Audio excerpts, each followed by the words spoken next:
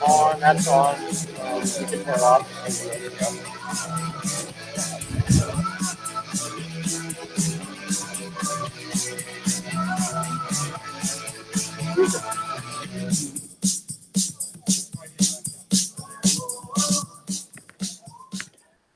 Good afternoon and welcome back, both here in McLean and all those folks who have joined us online.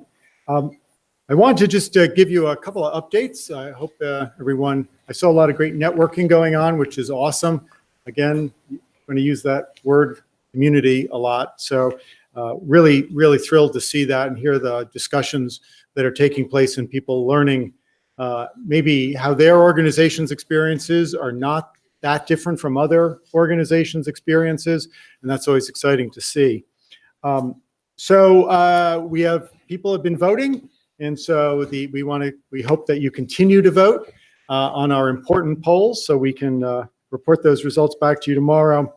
I also wanted to point, while we were all eating lunch, we rolled out a brand new attack website. I don't know if people have noticed, but I wanted to. Is Jen Burns here? Jen in the back, responsible for our brand new web infrastructure. Let's give Jen a round of applause.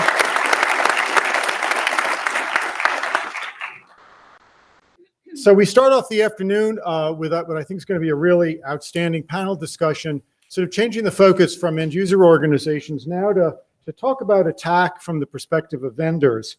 All of the panelists today work for organizations that integrate MITRE ATT&CKcon framework in some way into their security offerings. And one of the panelists, Jen Miller Osborne, was part of the original attack team. So it's Old Home Week.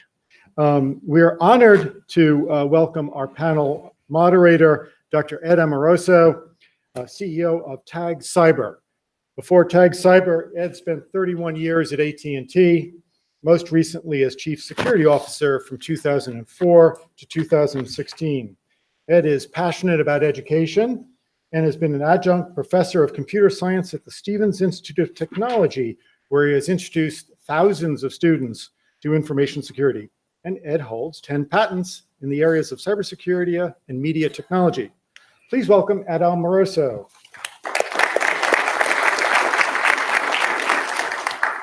So welcome. I'm not going to do much talking, but I want to tell you a story, and then we'll introduce the panelists. So when I was a little kid, maybe age 5 until about 10, my parents would have this visitor come to our home. It was the weirdest person I'd ever met in my life. And I always thought he was like this crazy wizard type guy. It kind of looked kind of funny. And he did iridology, like he would look in your eye and tell you if like your liver was out of balance or something from your eye. It's just an unusual guy. And the person was Peter Neumann, who a lot of you know.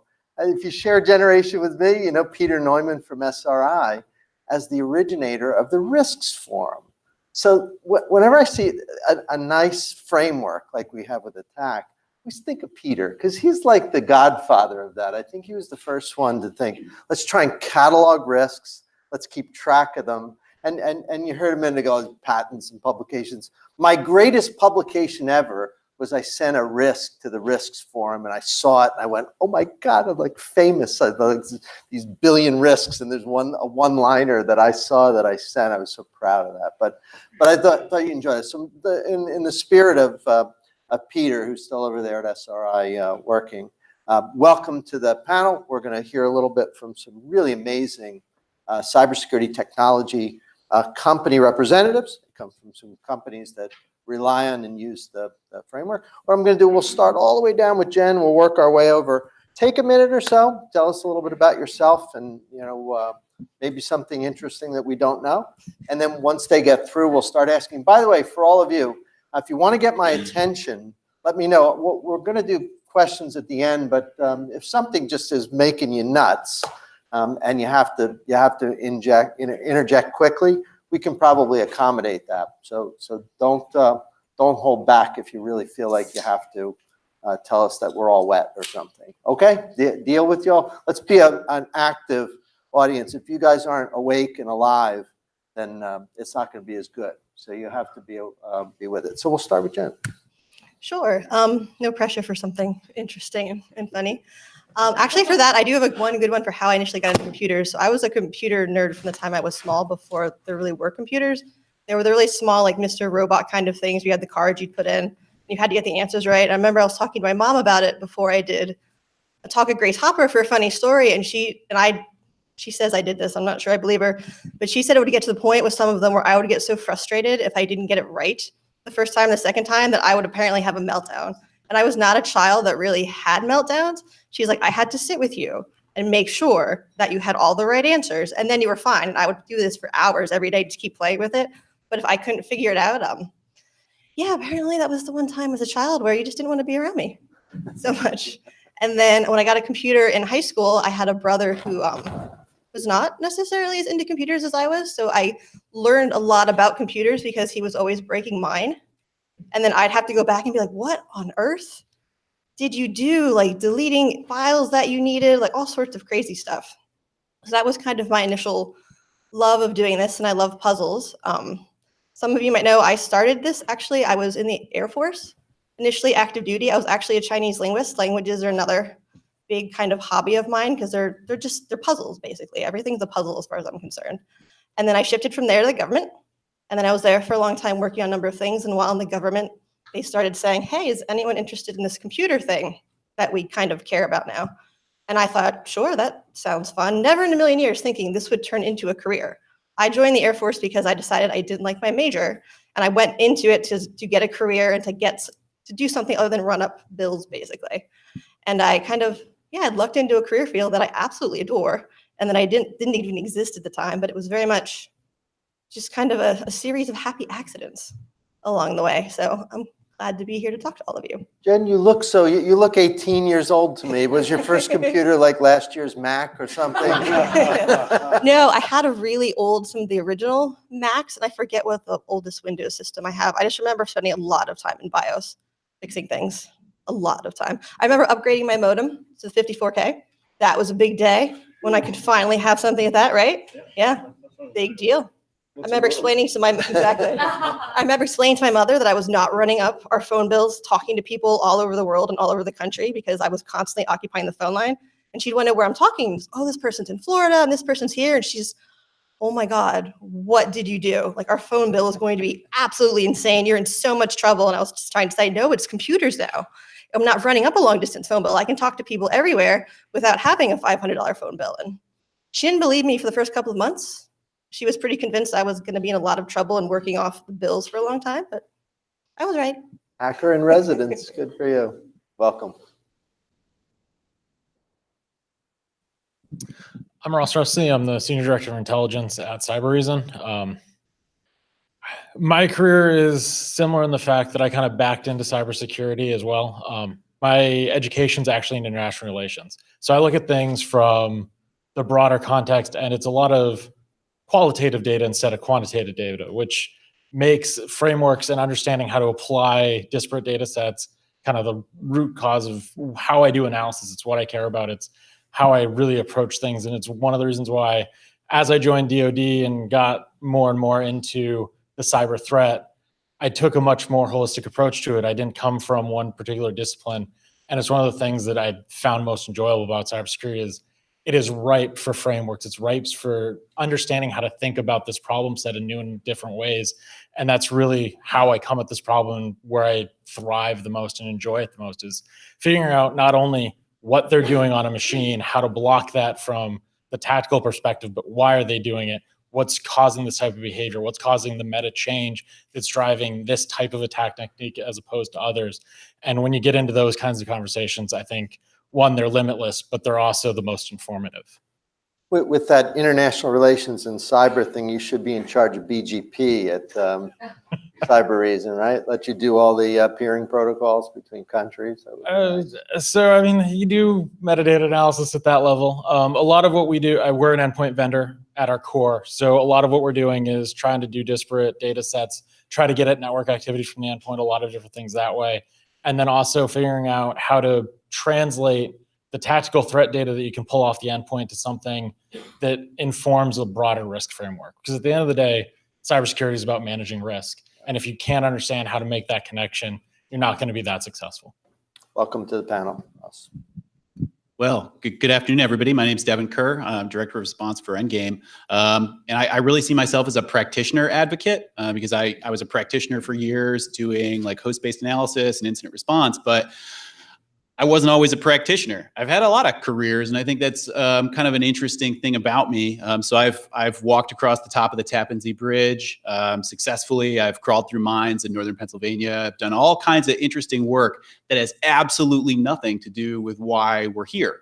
But I think a lot of the people who benefit from us getting together like this probably do resonate with some of those other occupations, especially in my IR time. Pretty much every vertical. But I think if I were to kind of characterize myself, I would say I'm a storyteller, and that's the job of incident responders. Like, figure out what happened, tell that story, relate it to the people it happened to, and then hopefully come up with something that we can share. I don't know that that's going to happen today, but maybe if the stars are all aligned, we'll get lucky. Bridge connectors and tunnels are definitely in scope to cybersecurity, right? Phenomenal. We're already striking gold. Good. Well, can you top that? I'm not going to top it, but I will tell a story. Carl Wright, I'm CEO of ATT&CKcon. Like some of my other friends here, I come out of DoD IC. Quick story, in early 2000s, I was speaking at my first conference as a DoD official, as a CISO for the United States Marine Corps. I gave what I thought was a phenomenal presentation on intrusion detection back in the day, only to find out at the conclusion of my presentation, the only question I got was, we're surprised you have computers in the Marine Corps, which we only had 2, but that's okay.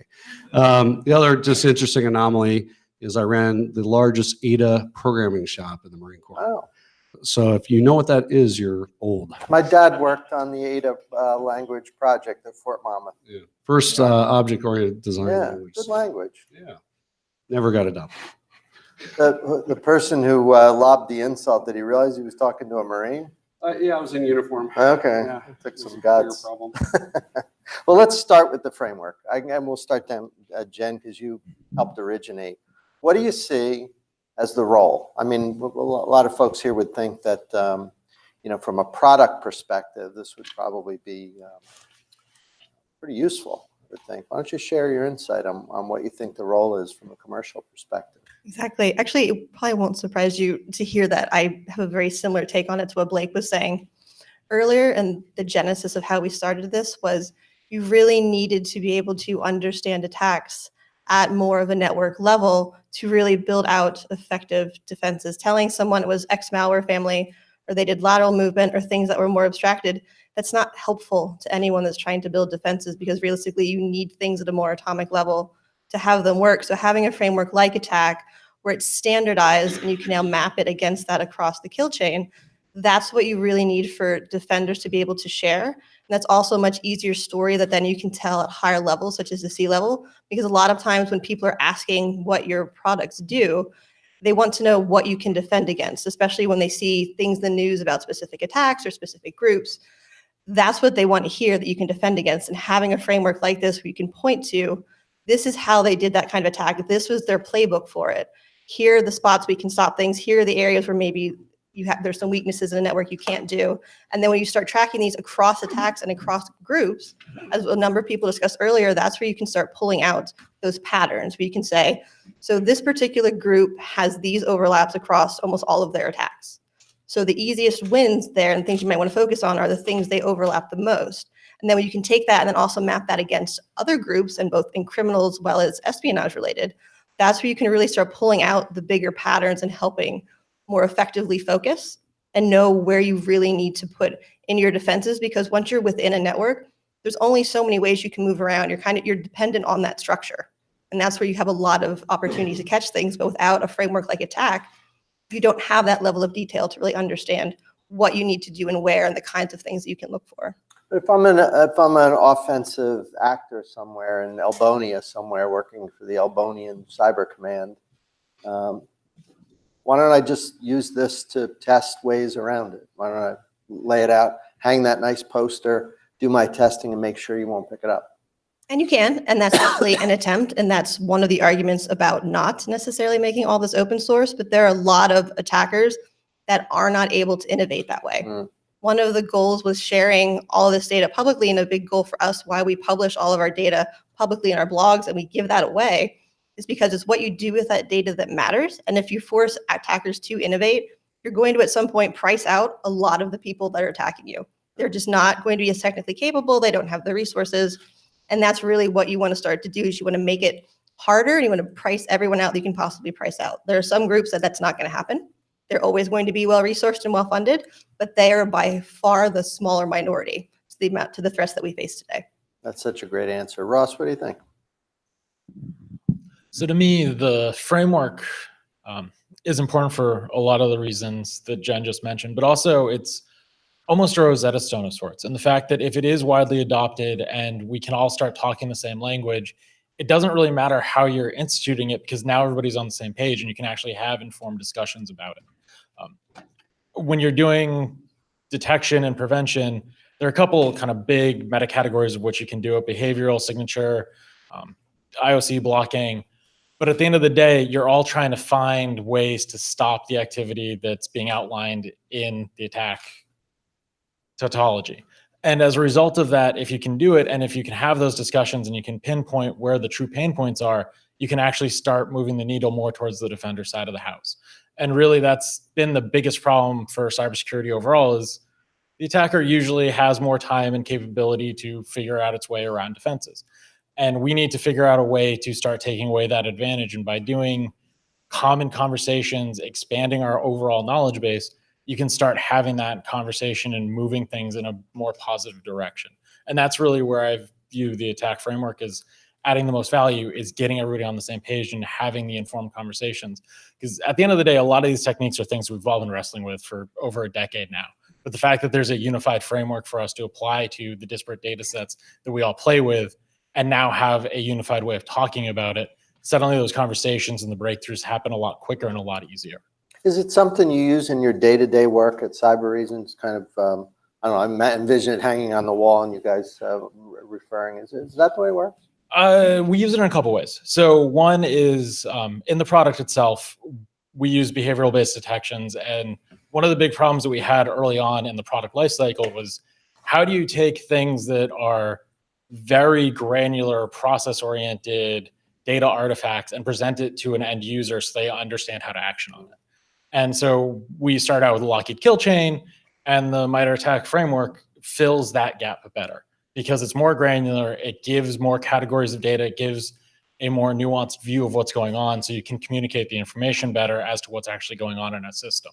The other thing that I do, because I'm on more of a managed service side, is, we look at it, and as you're doing an incident response, as our managed service offering is monitoring a network, as they see artifacts pop up, they can quickly do the reference and say, okay, this is lateral movement on either side of it. What should we be looking for? How can we drill down and make sure that we get the full breadth of this? And it provides that common framework, especially for the new people that we're ingesting in the SOC that might not have the same level of experience. It's an easy way to bring them on board and get them talking the same language so they get caught up and up to speed a lot faster. That's cool. With Lockheed across the street, you have 90% of your frameworks on the same city block, right? Yep. Better not have a problem in this area. We'll all be in trouble. So, Devin, what do you think? So I think attack is about comprehension. Before all of this, like, how did we manage knowledge? It was localized. It wasn't really shared. And I think that one of the things that's really important about attack and how it's being used today is there is more information today than ever before about threat behaviors, There's more people talking about it. The technology's evolved even just since a few years ago, just dramatically. But it's not stopping. And it tells us that there's another piece that's actually really important, and it's how we talk about it. It's how we categorize these things. It's how we develop comprehension and how we share comprehension. And I think that there's a lot of ways that we can do that as advocates for our users. I think part of it is giving them a human readable version of some of these techniques. If somebody says, oh, it's PowerShell abuse, that's 50,000 different variations of how a person might abuse PowerShell. But say specifically, oh, it's somebody has used invoke obfuscation. They've given these specific arguments. We can go look for that. That gives us comprehension, or at least it gives us the start of comprehension. And the more information we gather, the more we categorize, the bigger we build that story, the more details we can add, we can start to derive some pointers to the future. Maybe not, oh, they've done X and Y, so I can predict that they'll do Z next. But maybe it's, hey, we've categorized these things, and each category speaks to an adversary objective. We know that they have completed at least 5 of their objectives in this course, this left to right chronology. And now they're going to do one of several things. We have suddenly narrowed the scope of what they might potentially do. And I think that gives us a better strategic advantage. It gives us tactical choices that we might be afraid otherwise to make. And that wait and see approach is unfortunately what led to a lot of very expensive breaches that I was part of. Yeah, that's excellent. I like the idea of comprehension as being one of the goals. Yeah. Chair. Yeah, so let's take this up a level. Whether it's 85 billion or 91 billion, people are spending a lot of money on security. But the number of breaches we have are going up year over year, no matter how much we're spending. So I think the real important aspect of an attack and its timing is a quantifiable way for us to measure that spend to understand whether our security programs are successful or not. So a good example, and a few years ago, the FBI came out with a study that said for every $1 an adversary spends, you spend $100 to defend it. So that's asymmetric warfare. And so how do we, like Jen said earlier, shift the burden of the cost of the attack back onto the adversary and focus on the things that we need to. The other thing I want to point out real quick is we're talking about a lot of advanced adversaries today in these discussions. And while that's highly interesting, and certainly to the geeks in the room it is, the reality is when we take a look at all the breaches of 2017, take a look at the DBR report, things of this nature, these were protection failures. These were security controls that corporations and government entities had bought that were not properly configured. As a result, the adversary took advantage of it. It wasn't some super stealthy secret TTP. It was, wow, you left your S3 bucket open. Maybe I'll do something with that. And so we got to get back to the basics at some level here. You bought all this stuff. Why don't we use attack to measure and test that? And I pulled some data last night off our SaaS cloud of thousands and thousands of TTPs that customers were running against their production infrastructure. And it's kind of shocking when you look at these protection failures over the last 24 hours of different TTPs that enterprises were running. It kind of gets back to the basics. Most of them had deployed antivirus. Most of them had deployed some level of EDR that was probably misconfigured. And a lot like Vuln back 10 or 15 years ago, where we had lots of operating systems. Maybe it's a good idea to patch them. Well, it's also kind of a good idea to use attack to see if all the things that you've deployed and have operationalized are meeting and exceeding kind of what your assumptions are back to your security policy. Awesome. Jen, let me ask a quick question. Do you think that the trends that we see in technology, cloud, mobility, virtualization, are they reflected in attacks, or is there like a lag? Like, do you see them? You know what I mean? Like if we'd gone back and looked at an old, like one of Stu McClure's books from the 90s at all the attacks, like in maximum security, we read them and they're all Windows attacks. What's been that progression? Like, do you see cloud, for example, as being a big theme now and into the future? Or how does that all work? Cloud's definitely becoming a big theme, and it's a natural follow-on, because if you had attackers that were targeting your networks to begin with, shifting to the cloud isn't making the attackers go away. They're going to follow you to where you're shifting your data and your infrastructure. Do they follow or do they lead? Excuse me. Like, are they there already, or did they kind of watch us?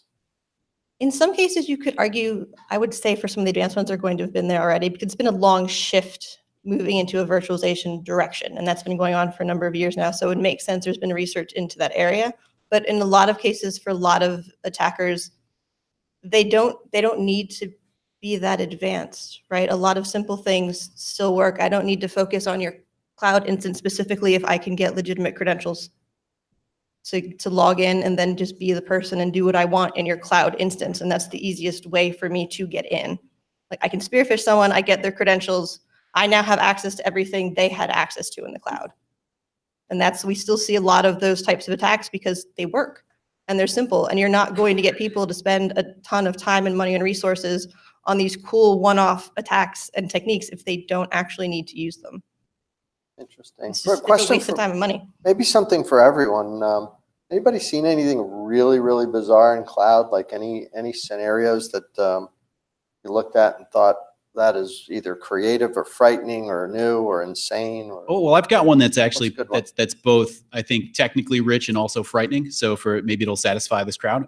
So if we want to tie it to attack, we're going to start with spear phishing, and it's a link that would basically enable me to take over someone's cloud application, like their G Suite. And it's OAuth exploitation. It's been around for a pretty long time. It's a function of an intended protocol. And for those who aren't familiar, it's simply just a way of enabling you to use, say, like your Google, Twitter, or Facebook credentials to access other applications by delegating that access. And it only gets frightening when an adversary says, oh, I'm going to send a user a link, tell them that they need to delegate me access to this, and then use social engineering to convince them that that's true. And then when they click on it, nothing happens. The user goes to their inbox, they've authenticated successfully, they go about their day, they're like, oh, cool, I guess they have access now, and I've got access to this whatever coupon sharing thing. But then that adversary can pull whatever data they want from that cloud solution. They could pull email, archived or deleted. They could pull images, they could access spreadsheets, documents. So if you're using, those type of services for, like, say, document collaboration, they would have access to drafts, comments, etc. So it gets frightening when you start to see threat actors take advantage of that. And we know that at least specific Russian threat actors have abused OAuth for these purposes. And because it's an exploitation of a feature and it's working as intended, it's not going to change. The weakness will continue to be human beings who have to apply scrutiny to those messages, whether they're delivered via text message or something else. And the reality is those messages can come from almost anything, QR codes, embedded images. Like we can get really creative with how we deliver the payload. And then once the user has delegated that access, we can just take advantage of that almost indefinitely with very little evidence that is exposed to the user, unless they really want to dig deep. Yeah, question for you, Ross. I know you guys in your intelligence shop deal with ransomware attacks frequently.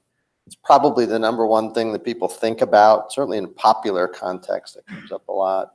Any thoughts on that? Is that really becoming a pretty big vector here? And seems frightening. It seems like the possibilities are scary. What do you think about ransomware?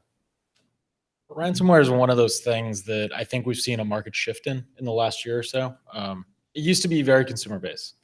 It was a spray and pray model. You're going after grandma's computer. Hopefully you'll get $20 out of her. But it was a market share game. If you get enough grandmas to pay you $20, that's still a pretty good revenue stream. This is one that I think the cybersecurity community got right. There's been a lot of freeware and effort devoted to neutering ransomware, whether it's decrypting it or preventing execution. There's a lot of tools and utilities out there to kind of take the sting out of ransomware as a category. And we saw a market shift as a result of it, and you see more targeted ransomware attacks. They're going after networks that are particularly vulnerable. Either they're under-resourced, so the public sector, school districts, town halls, those types of things, or manufacturing and people who have very large IT, OT environments that are particularly vulnerable because they have very unique setups, and a ransom attack would be very costly for them from a business case perspective. And so that shift, I think, really started in 2017 in a large way, and we're seeing that continue. And the target attacks to me are more terrifying because those strains tend to change quickly. They tend to be very targeted, and the defenses that a lot of these networks have in place are under-resourced. It's a lot of the public sector. It's a lot of the services that we all rely on a daily basis without really knowing it, and they're just openly vulnerable to a lot of this because they don't have the IT spend. They have other resource restraints that they have, and they're always the ones that are going to be caught in this. And the attackers have figured this out, and this is where they're going. Yeah. Carl, any thoughts on any of these topics? Yeah, I mean, we certainly see the more targeted attacks specific to like healthcare as an example. You have the haves and the have-nots. Large institutions have large security teams and budgets and are thinking about these and defending these. And like you've said, is they'll go after someone who does not have necessarily the security teams or the resources in place to combat this. So, you know, that I think even makes attack more important. You know, if attack can go down market and some of the medium to small enterprises can start leveraging it to actually get a better sight picture to what their capabilities are so that they have a framework to better talk to management to make resource allocations. I think that's the biggest challenge we see in the mid-market and the lower enterprises, their inability to sell management on why they need to have this security solution or that other one. I think attack provides a great framework for them to be able to do that.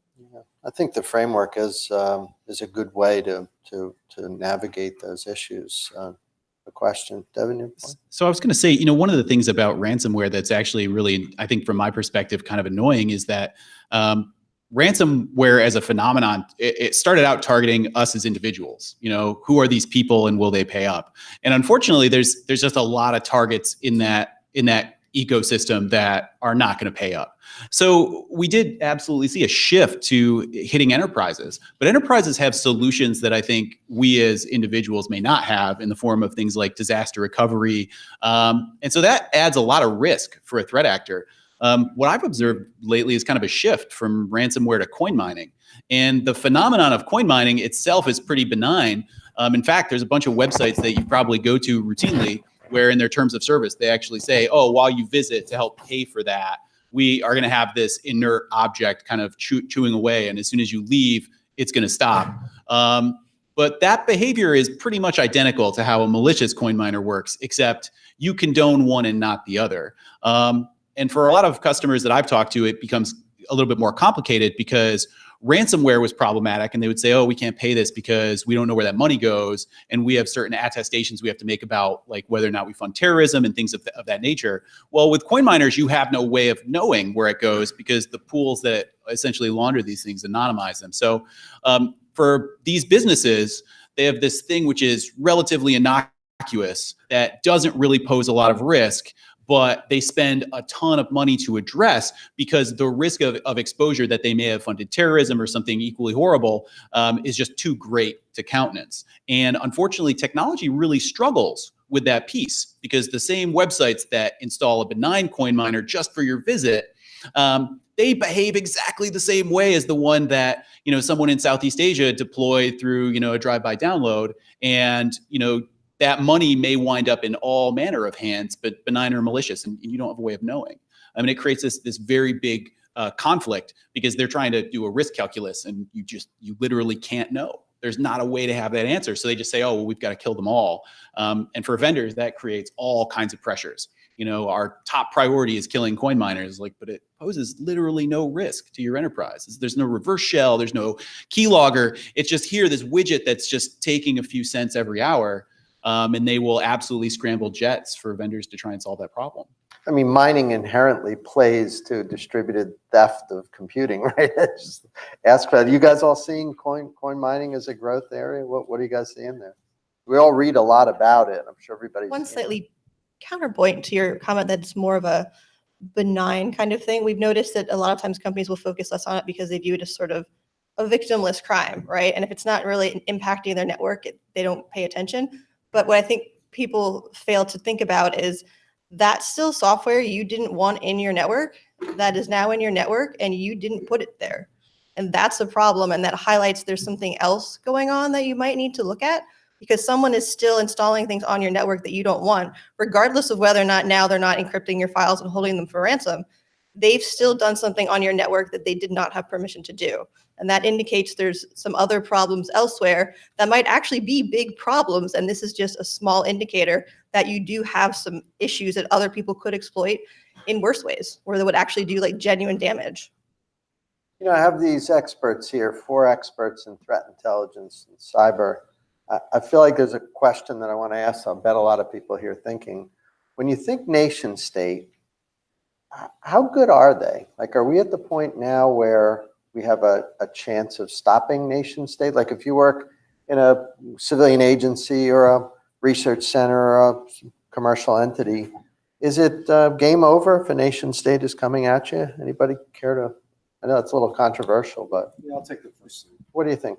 So look, again, you have to go back to the haves and have-nots. There's a large swath of our infrastructure that is not resourced adequately to kind of deal with that level of adversary or threat that they have available to them. So, I think broadly speaking, we have a lot more work to do for sure, not to quantify it, but I think the thing that is more distressing to me is looking at, kind of this evolution of cyber insurance and underwriting of cyber policies, and knowing that there are capabilities out there that are going to kind of disrupt mom and pop pizza shop down on the corner all the way up to, and knowing that, people transacting in our capitalist environment that are not going to be able to detect or block or defeat or survive that type of encounter. What do you think? So, I actually got my start in security because a company mysteriously missing from my LinkedIn history was compromised. And so that was like early 2000s. And we dealt with a nation state adversary at that time. So it's absolutely possible. I wouldn't say that the threat vector being a nation state, it means game over. But I think that this time period is really interesting because it's both the best and the worst. It's a real Charles Dickens situation because we have more information than ever and more people with the right skills than ever. But adversaries also have great access to amazing and powerful tools. They've got all this open source research that goes out on a daily basis. And they monitor those things to weaponize new techniques almost before there's any kind of mitigations. But defenders are subscribing to the same things and they can have a very similar cadence. So yes, it is a problem that escalates back and forth. No, it's not something that we're gonna solve in the relatively near term, but I think it's really promising that we've reached this point where it's a thing we can talk about, where we all acknowledge that it's a factor. In 2011, when I first started my IR career at Mandiant, folks were actually pretty skeptical that it was a nation state, and they wanted to know, well, how do you prove this? And I think that time and time again, researchers and other firms have reinforced this statement of fact that it's absolutely a nation state. We can acknowledge it, and by acknowledging that it's real, I think we can prepare ourselves better for it. I think there's a lot of complex problems inside of that larger problem that need solved, but I feel like folks are talking about it much more, and that kind of dialogue does produce meaningful results. Even if it's just, hey, we're going to tell these people they can't come to the United States and that they're going to be on the FBI's most wanted list. That is much more progress than just saying, hey, it might not even be a real situation. It might be fiction. Ross, any thoughts on? Yeah, so I'll give a bit of a glib answer and then expound upon it. Attackers are as good as they need to be. And that's unfortunately the state of affairs. Is a lot of networks are poorly defended. There are lots of human error involved in configuration, and spear phishing, human is always the weakest link when it comes to network defense. And hackers don't usually pull out their best toolkit unless they're forced to. Yeah. And the terrifying thing is when they pull out their best toolkit, it is usually several more orders of magnitude better than what we usually see out of them, especially when you're talking about the upper echelon nation state actors. And thankfully, on one level, we don't have to deal with that most of the time. The trench warfare is usually a much lower capability, one that defenders have a chance of fighting back against. But at the same time, that's a double-edged sword because we're not seeing that advanced capability because they don't feel they need to roll that out. And when you look at the number of breaches that we see, even in federal networks that are supposed to have the best technology and the best threat intel feeding into them, outside of some very kind of classified enclaves, you see a lot of threat actors running rampant through federal networks on a regular basis. And that, again, it goes back to the asymmetry of attack and defense. The attackers have the time and capability when you're talking about the upper echelon to get around just about any technology you put in a network. If they're focused enough on that, they can subvert it. But there's a lot of that lower tier that you can price out of the market, that you can do kind of rising tide lifts all boats type of cyber defense and make it more difficult and drive actors to have to be more specialized, have to make them roll out more capable tools. And then you can really start combating the problem, because once you're forcing them to use their A game, you now know what you actually are fighting against, rather than playing against the C team and wasting your time on those types of attributes. What do you think, Jen? I just have one comment, because APT is kind of one of my words that irritates me. Because when you say that and you sign it, people tend to just say nation states are all APTs, and in a lot of cases they're more PT than they are A. There's a very, very small subset that are actually legitimately advanced, that are real threats, and when they target you and use their A game, it's actually a compliment, because they had to, and you require that level of attention, so you're actually doing security much better than a lot of other people. But just because you can say it's a nation state does not mean they're at all good at what they're doing. No better than, there's plenty of criminal activity that's better than a lot of what people call APTs. Anyone have any questions that they'd like to jump up and ask the panel? Great. Come on up. Sorry. Just name, rank, and serial number, and then question. Seth Brunt from UK. Just how are you using the attack in your companies, and what's the penetration into the cyber operations function? What across the company?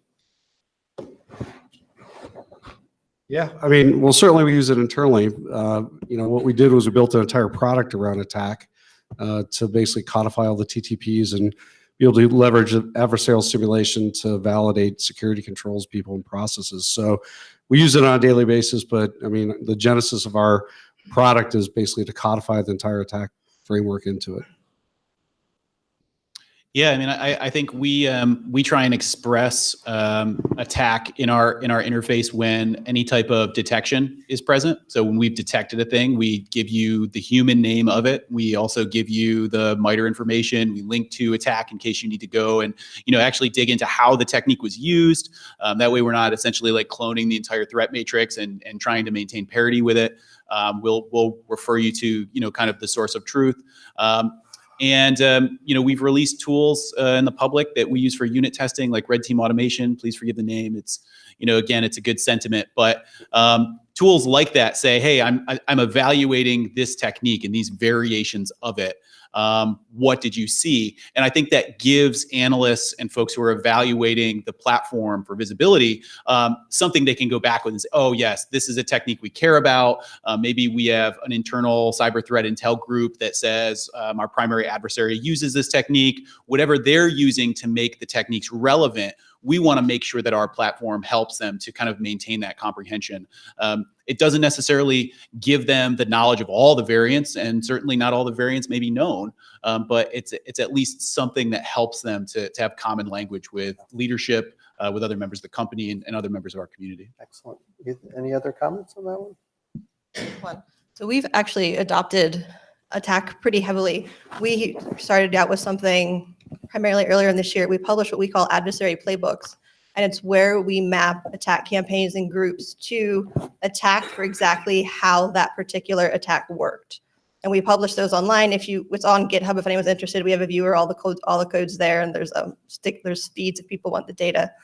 But that's to help inform at the level that you actually need to build defenses. Here is what these attacks have looked like over time. Here are the things they reuse. Here are the things they don't. Here are the things that were used across a number of different groups or attacks. And then we roll a lot of that intelligence as well then back into our products to better understand areas that might be more heavily targeted or used, to kind of tweak and help with better detections and protections. One of the things I've seen too, just probably because they won't toot their own horn, but we're seeing a lot more vendors use attack to validate their own assumptions on what their product can do and can't do. So I know you guys do that for sure, and a lot of other ones that are represented here at the conference. But we think that's a major shift in kind of culture and attitude, as well as to adopt that framework from the VP of engineering perspective of developing new products and making sure that you're meeting, exceeding, at least at a very base level, the attack capabilities represented. So, Do we have time for one more? Time for any more questions? We can do one more. Anybody else have any other questions that you'd like to ask our threat intelligence experts? Because if you don't, I have one. I want to ask about automation. We'll close on that. Maybe just a couple of words on whether you think automation from the offensive perspective changes the game a little bit. Imitation attacks and synthetic attacks. What do you think? Jen, you go first. I don't know if it would change the game a bit realistically if you're tracking them and looking for their TTPs. When they start to do that, that's still tracking their TTPs, even if it's automated. And in some ways, when you look at automated things, it makes behavioral indicators somewhat easier because no human can do certain commands or things as fast as you might catch them in network logs. So you know that's not a person doing that. You know it's a script or some level of automation. And a lot of things like that can, in some ways, automating can make it easier to actually defend against, even if it makes it easier for the attacker to save time. But then on the defense side as well, you want to try to automate more things. So you catch those things early and you detect them faster. So you don't need people sitting there responding to every single alert by hand. So it's kind of Yeah, that makes sense. issue on both sides. Ross, what do you think of automation, good or bad? Complicated. So the second a network's breached, you're in a race condition.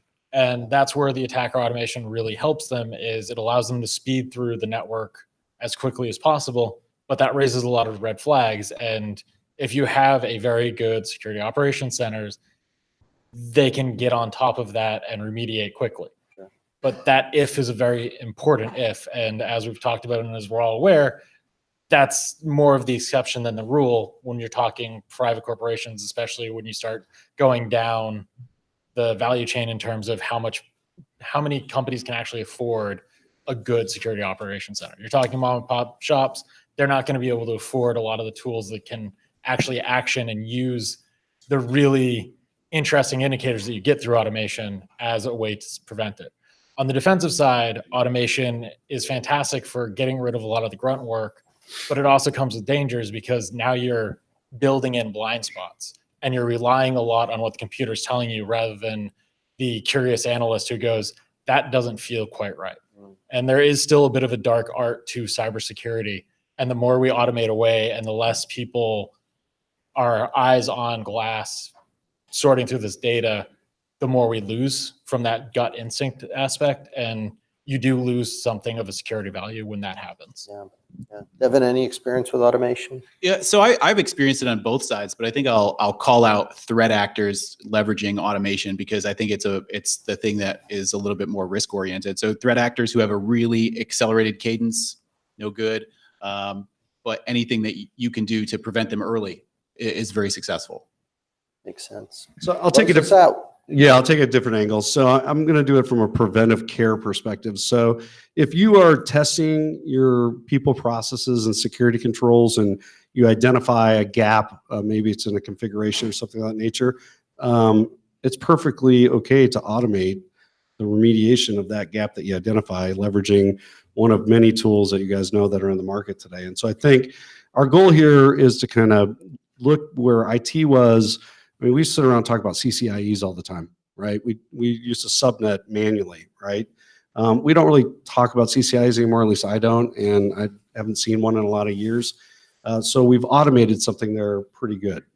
And I think security is on this we're still very nascent, but over the next 5 years, we're going to see a massive amount of automation in what was being done manually before as it pertains to configuration management, configuration control of security. And I, for one, think this can be very interesting to see kind of this development of autonomics and what can be done there for task worker machines, as an example, versus a critical asset. For a firewall misconfiguration for a proxy, not blocking a C2 that is well known from your threat intel team. I mean, these things don't need a human in the middle to kind of go patch and fix that before an adversary takes advantage of it. What a great note to close on. Well, I hope you'll give our panel a nice round of applause.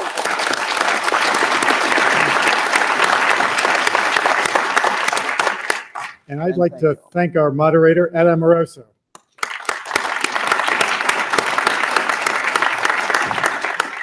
So, like many of you, I enjoy reading the Verizon Data Breach Report each year. And today we're pleased to welcome Alex Pinto, who is the Principal Data Security Scientist at Verizon Enterprise Services, where he is responsible for data science, analytics, and machine learning capabilities of their Verizon autonomous threat hunting and risk report products.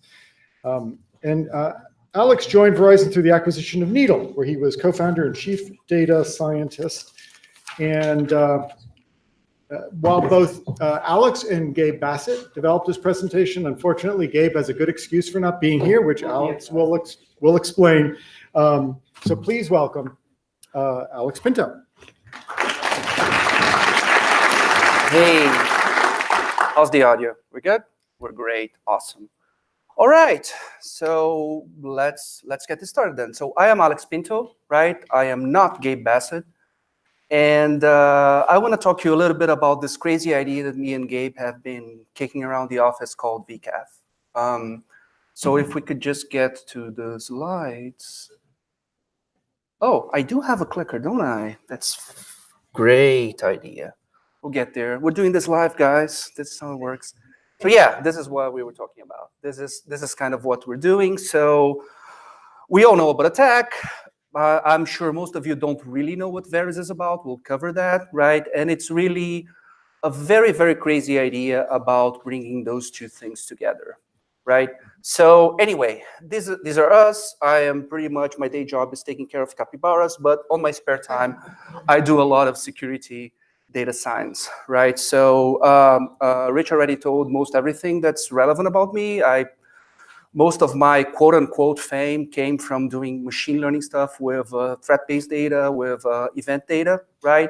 And Gabe has been working on the DBIR for many, many years now. He's probably part of the furniture and has done some very, very interesting stuff over the years on graph analysis. So graph-based analysis, which is also a callback to what we were talking about on the keynote, right?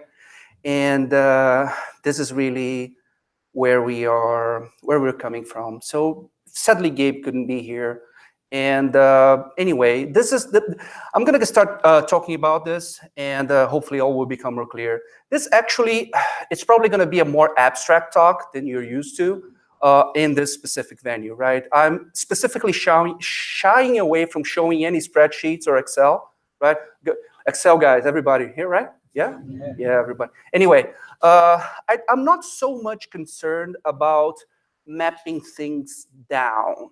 We're in downstream, right? We're trying to get the attack framework, and we're trying to, okay, how can I tie this to the specific things that's happening on my network? I've been thinking maybe we should try to focus, maybe there's another way to look at this at the more abstract venue, right? Also, this presentation, I think it's a titty bit more abstract than I normally do, right? I'm not gonna go into details of what exactly we're doing, right? And there's two main reasons for that. First of all, there's legal, right? So as Rich has already told, I've just recently joined a large company. I'm still learning a lot about what can and cannot be said. So blah, blah, blah, forward-looking statements. I might not even be here right now, right? This might all be an illusion, right? But we are actually, I'm gonna talk about, I definitely don't wanna reveal anything that we may or may not be working with ahead of time, right? So that's thing number one. And reason number two, right? It's babies, right? So babies are the main reason why maybe this talk is not this research is not as far ahead as we would have wanted to, right? Mainly because Gabe just had one, right? So that's the main reason why he's not here. And I have one due in January, right? So it actually takes a long time. It's actually my first child. And it's surprising how much stuff there is to read, how much stuff there is to learn about them, right? I've been reading all these parenting books. I'm spending so much time trying to understand, how do you raise a child? I mean, where's the manual? Which buttons do you press, right? And there was one that I recently been reading, which I think was been fascinating to me, which it's called, and this clicker is flaking on me, it's called The Whole Brain Child. Let's talk about parenting for a bit. We'll get to your normally advertised content pretty soon. But the thing that I really enjoyed about this book, it's kind of like cognitive behavioral therapy for children, like dumbed down a little bit, right? And really the idea is that if a child is upset and it's, it's struggling with something, you're like, no, use your words, like name it. What is it? What is the thing, right? So we're trying to transition the kid from I'm angry or I'm sad or I'm like banging on the table to, well, you know what?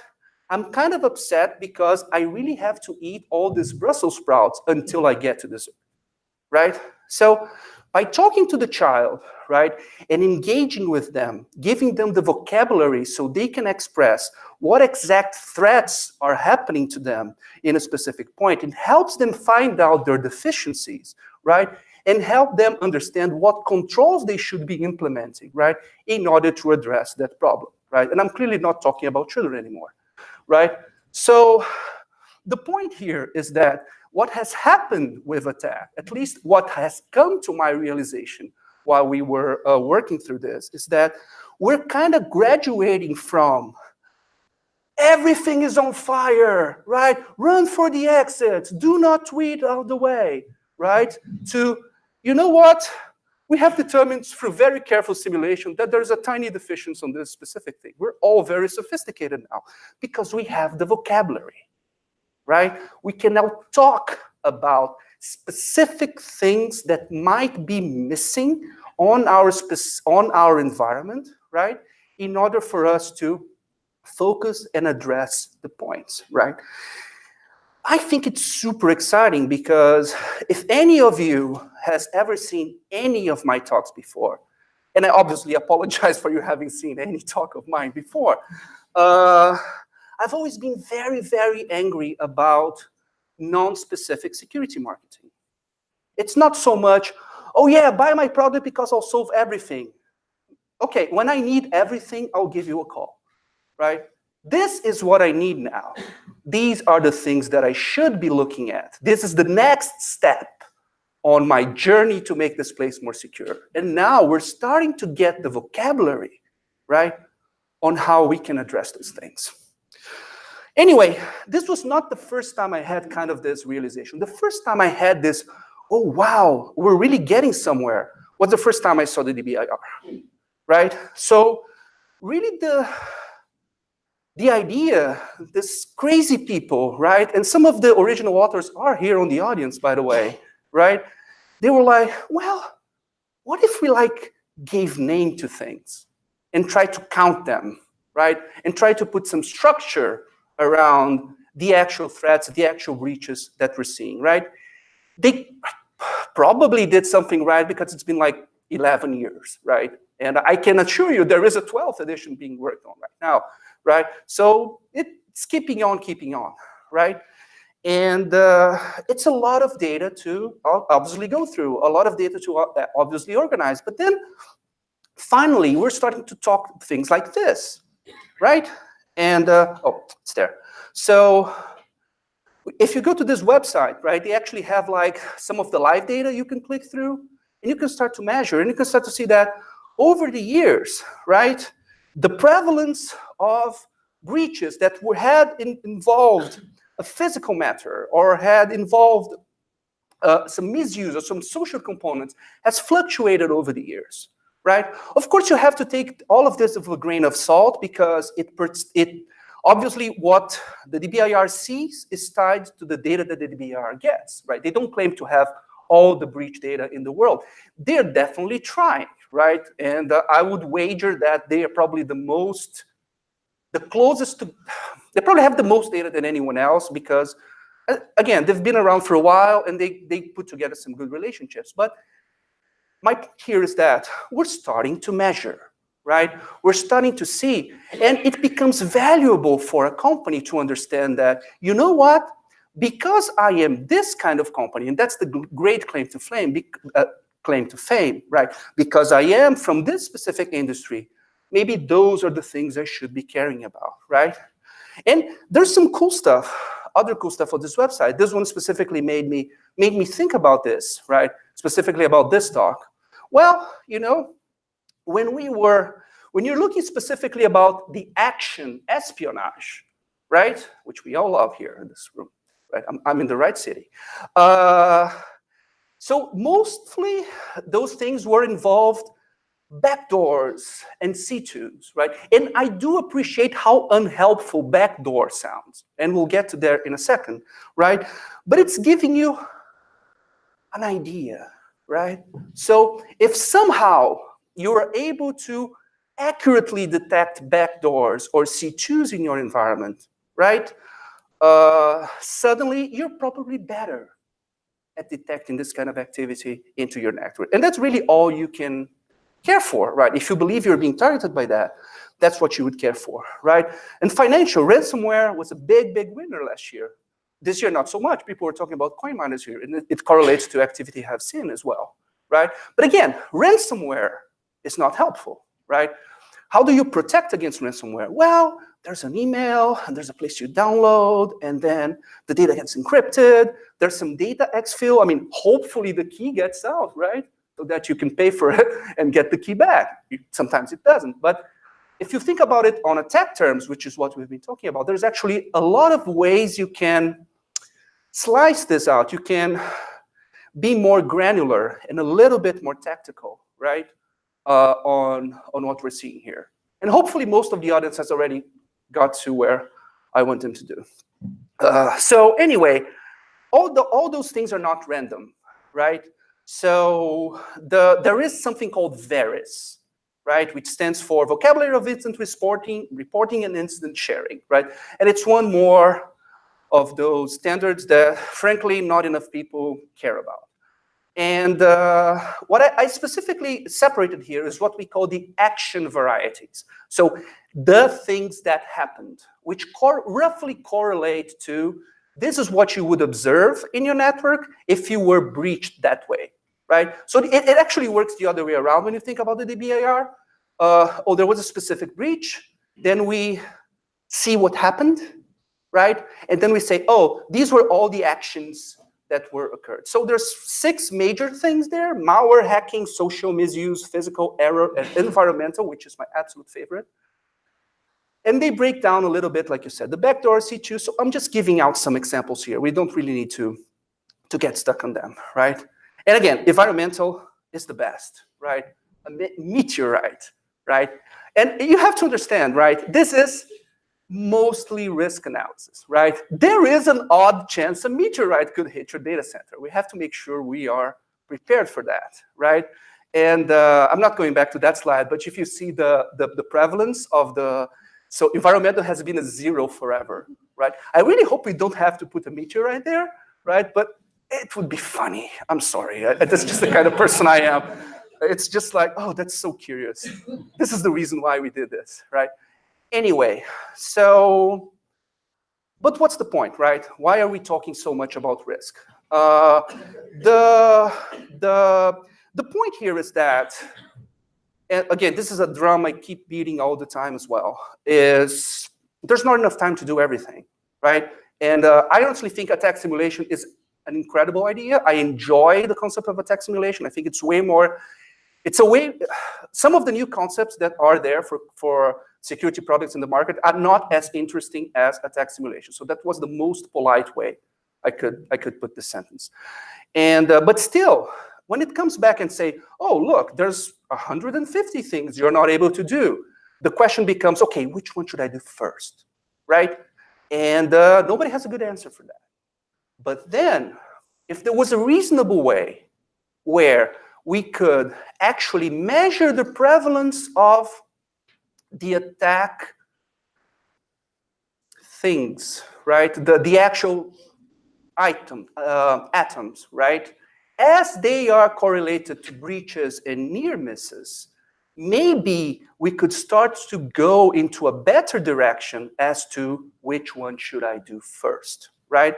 So this is really kind of what I'm seeing, right? So if VERIS through the DBIR, right? And I'm using VERIS instead of DBIR because you can just go there and use the standard yourself. You don't have to wait for us to print a report. Please, God, no, it takes forever. And do it on your own stuff, right? If that is able to help you with prioritizing, right, and attack with the data that you have on your telemetry analysis, either from an EDR perspective or a network perspective, and attack simulation can help you figure out what you need. Can't we do some magic stuff here in the middle, right? That's able to make them talk to each other, right? And again, help us prioritize the things that we were doing, right? So that tiny little magical thing, right, is what I decided to call VCAF, right? It's not decaf, okay? A lot of caffeine will be involved in making this thing work. Okay, so if you guys are familiar with the PMI, the Project Management Institute, the PMP, the 5 stages of project management, right? This project is currently between the anger and bargaining stages. So we're hopefully there's some early exploration, like we're pretty much figuring out what we need to get this done, right? We know there's a lot of work, but there's also a lot of potential data that we might need, and some of it we have, right? And really is the thing that I'm going to touch into more detail, but of course, Verizon uses a lot of the data from their breaches, right? When they're creating the DBIR. Everything's anonymized, blah, blah, blah. You know how that spiel works, right? You know how it works. But we have the actual technical details of what happened. So we can get to that level of granularity once we have the mapping. Or the granularity can help us do the mapping because we see, oh, when it's a ransomware, actually these are the atoms that are activated. So we don't really have to think that hard to figure out how we should organize the specific things. But for other breaches that we receive, there's a real unevenness of the detail of the data that we receive. But before I make you the pitch, let me tell you what I believe this could help, right? So I think there's two main things as we connect those two standards, I guess, the word I'm looking for, two main objectives we can get to. So first of all, connecting the strategic to the tactical, right? And I talked a little bit about the ideas that I have, and I do intend to go into a little bit more detail. But one of the things that I do want to do is that there's a lot of stuff in Veris, right? Which, if they are, I know the meteorite thing is a funny joke, but most of the stuff that are in the action varieties in Veris, they actually come from actual real life incidents that have happened, right? They're not there by accident, right? And we do not have the words, we do not have the atoms in attack for some of those things, right? So this is a bad way of putting it, right? I think attack is too focused on the APTs, right? So, and to be fair, I get it. I mean, one, the constituency, right? Definitely the people who are most interested in doing this sort of work are the more mature, and they believe that the other types of detection that we need is easier, which is not wrong, right? I do agree it's not wrong, but still, I think we could finish that work through the more, quote unquote, normal stuff that actually happens every day, right? We still need to measure those, right? Even if it's things that are not really, really happening, right? And when I say TAVs there, I actually mean action varieties, right? So maybe the most popular ones, we could also expand and have a different namespace. It's the VCAF attack expansion, whatever namespace. I have no idea how it's going to be called, but well, this is some other thing that people can use if they so wish. We certainly will be using those, right? Maybe pre-attack has a little bit. I don't know. I don't know if phishing on pre-attack is just for like W2 stuff, BEC, or an actual email delivery, like link delivery would happen. I don't know if establishing the infra would count as C2. So there's a lot of exploring. We haven't even looked at the mobile stuff yet, right? But one main tenet is that I don't want to do the work that has already been done, especially because like I'm lazy. It's why would I do it again? So it's really about identifying where we can add value there. But the cool stuff here, in my opinion, is really the strategic plus tactical, right? So there's two things that come to my mind very, very clearly. First of all that DBIR machinery that I showed you, right? I mean, it's just counting, right? It's not nothing really complicated, but it takes a lot of work to do that, to apply to the breaches, because the breaches are unstructured data. So we have to have a teeny tiny army, right, of Gabes, which they put this data together and classify it against Veris, so then we can start doing those things. If we are collecting this data straight from all your wonderful security tools that have already tied it, the downstream, right, from attack to the actual things that's happening on the wire, suddenly we can all run this automatically. We don't really need to do any sort of fancy analysis. And this is not like, oh, this is Verizon things doing. No, the actual analysis, the Veris framework, the code to run it. It's all open source. It's all on GitHub right now, right? We could use the same techniques like that, right? And specifically tying to your experience on your breach analysis, and maybe even the larger DBIR, when you think about it, right?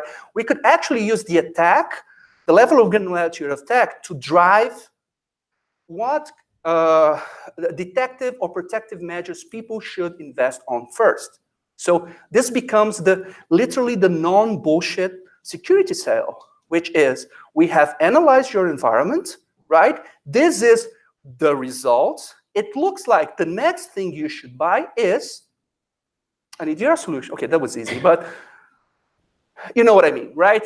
We can tell you exactly where it hurts. This is where the mythical ROI, which I don't actually subscribe so much to that, but at least you can kind of tell people where you're going. So and this is a joke I missed from way back when, but I'm gonna make it now, is that actually, right, we in InfoSec, we are the 2-year-old doing a tantrum on the boardroom, right? We want something, we want money, but we can't tell them what it is, right? Maybe this is the way for us to be able to explicitly tell our boardroom parents what we need and what we want, right? So anyway, one of the other cool things you can do once you have that all in, right, which is again tied to this specific likelihood, is of course Monte Carlo simulations, right? And a quick explanation, which absolutely makes it no justice, is you just kind of know how frequent things are. You count them once, and then you just run it a million thousand times and see what shape the data becomes. Like, is it more likely to be like this? Is it more likely to be like that? You kind of draw what the probability distribution would be, right? If you were to replicate this data 1,000, million thousand times in the environment, right? So again, you can start simulating the attack paths. So you know from the breaches that this is what happens and this is what happens, and you can try to figure out what exactly is the best way for one of those things to end up with. And if you have a huge concentration, and this is not based out of attack data, right? All those things on the left side here, they're talking about the action varieties that we have. This is from the DBIR data from last year, I think, right? And you can start to see if the dot is big enough, right, and it goes back to your place as the attack progresses, it seems to go a lot. And so that's a very repeatable, specific atom that gets triggered all the time. That's probably where the best bang of your buck for detection comes at. This is a very simple example. It doesn't even need the mapping, right, to work. We could be doing this out of like real quote unquote live attack data from somewhere, right? And we can try to, again, what's the best bang for your buck there on going those things. So you'll see most of the attacks, they're very short, right? Because, I mean, why are you going to be doing a lot of different steps? You want to make sure you're detected the least, right? This is why they're all congregate on the left side. Anyway, right? So mapping is hard, right? It's very, very challenging, right? I mean, at least I know that I won't be needing to be mapping the meteorite to anything. I don't need to be like, oh, this is from a comet, is this from an asteroid? But I mean, what am I gonna do with bootkits, right? What standard application layer protocol?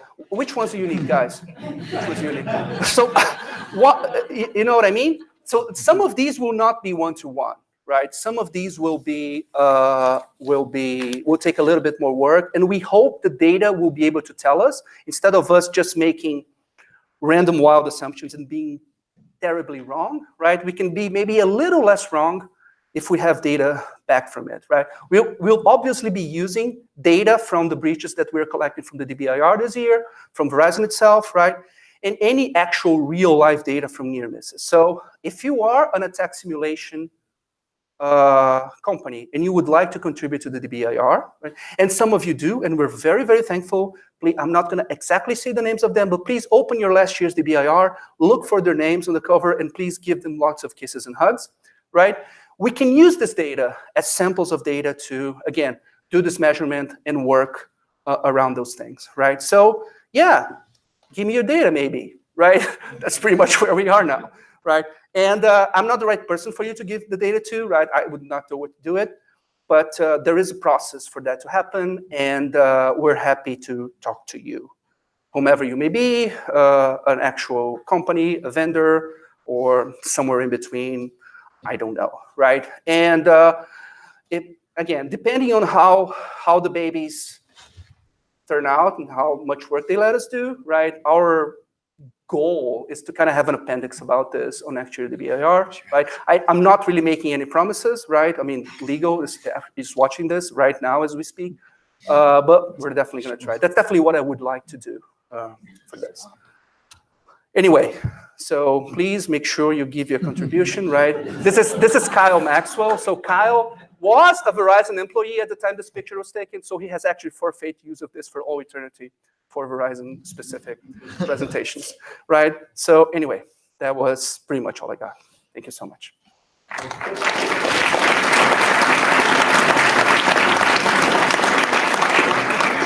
Thank you, Alex. We're going to move on. If you have questions for Alex, you can ask them at the breaks. Thank you. So I think many of us are probably pretty familiar with the bright shiny object syndrome in the security space. There's some new initiatives, some new buzzwords, some new framework that people come up with that becomes all the rage, and then they have conferences about it. It's in that spirit that I'm looking forward to our next presentation. It's by David Middlehurst, who's a principal security consultant at TrustWave Spider Labs. He has worked with many high-profile clients conducting penetration tests and red team exercises. And for the past 4 years, he's gained extensive experience carrying out adversary simulations for clients. He's presented his research at several security conferences, including B-Sides London and the NCSC's Cyber UK. Please welcome David Middlehurst.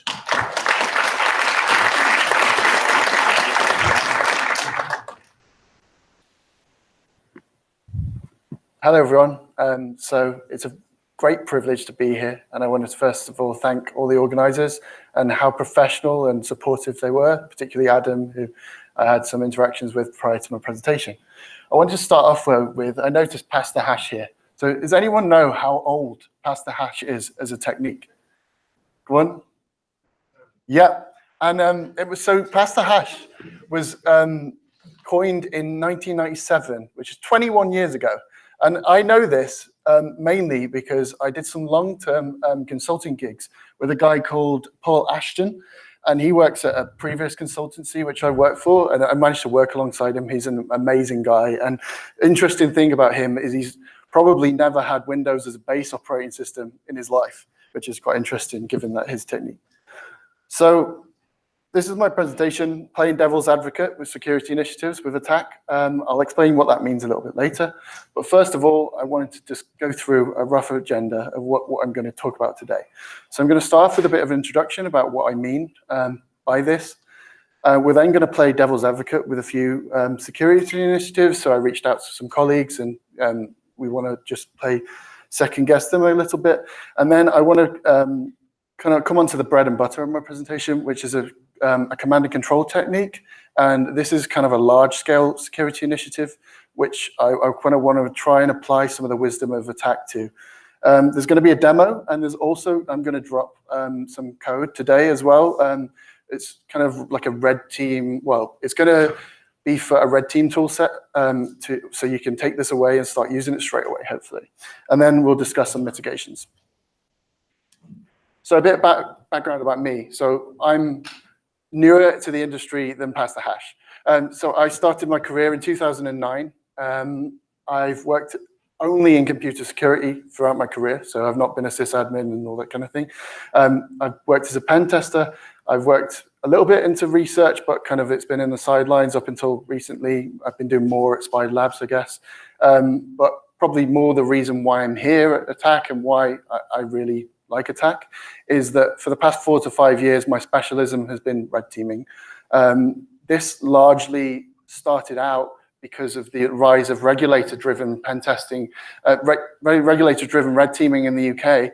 So this was probably one of the first frameworks for this was the Bank of England CBEST scheme, which I was heavily involved with. So this meant that I worked with some of the top tier financial institutions.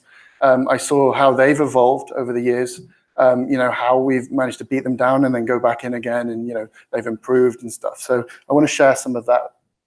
But the overall presentation, like what am I getting at here with playing devil's advocate to the security initiatives? Well, I'm thinking maybe we can apply attack beyond offensive and defensive realms. So I use attack in making sense of my red team exercises and better communicating them with clients, for example, or when we're doing purple team exercises, sitting down with defensive teams to help them improve. But I think what attack does well is it, for the first time in any kind of logical manner, gets down some of the stuff which is in hackers' minds, and it's organized, those techniques, in a logical way. And I think we can leverage in that in a lot more than just offensive or defense, just any security initiative. This is, I think, important. So I've got a couple of examples. As I say, I've got one main example I want to get to, but I was just floating around the team and speaking to them and seeing, what examples. So this is an article from InfoSec Ireland. I'm going to zoom into the main points in this article, but essentially this article, I don't know who wrote it, but it was a consultant who went into a client and they'd adopted smart card authentication.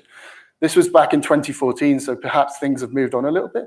But the important thing here is that the client had a bit of a chip on their shoulder. That it seemed like in the article that they thought they were immune to some of these lateral movement techniques, but in fact, their implementation, when the consultants went in, actually they'd made things worse. So now we're armed with attack. If we look at when we're rolling out a security initiative such as let's adopt smart card authentication, which is obviously sounds like a good thing, and it obviously can be if you do it right. But maybe let's look at some of the techniques in the matrix and make sure we get this right and we validate that. Another one which I meet again and again on red team engagements, even more so recently, is multi-factor authentication. We've all been shouting for a very long time to get people to adopt multi-factor authentication, and I think it's obviously a fantastic thing and everyone should be doing this. However, I think there's a further distinction of how we kind of attackers are exploiting this. So for example, the spear phishing with a link. Say, let's zoom in to say a credential harvesting campaign. There's two branches to that, the way I see it as an attacker. You can either host a page, you can collect the credentials and then kind of reuse them later. But what's far less effort and which is more effective in some respects is if you reverse proxy in real time to a real piece of infrastructure, which is actually on the target organization. So what you do in this sense is say they've got OWA, they've rolled out two-factor authentication, then what can you do there? Then, well, if you relay in real time, you can phish them with their own interface, but via you. So you get the authentication cookie, you get the credentials, but the important thing is also you can patch out things like a logout function so that you can gain access to the OWA, you can gain access to the Citrix environment. So what I'm trying to get at here is that obviously roll out 2FA. This is an important thing, but it's not necessarily a silver bullet, and we need to be careful about that and really delve into how attackers are evolving and how attackers are sidestepping this. The other two examples I've got there are if you've rolled out 2FA via an SMS approach, for example. This is quite hard to simulate in a white hat approach because it involves setting up a dummy carrier or something, but you're not necessarily immune. Depending on the adversary, you're not necessarily immune. If someone wants your 2FA token, it's via text message. There are things which can be done, and there's some really like criminal activities with like the SIM swapping stuff. It's insane like how they're compromising people who maybe work at carrier like retailers and stuff. The cases I've read about, so that's interesting too.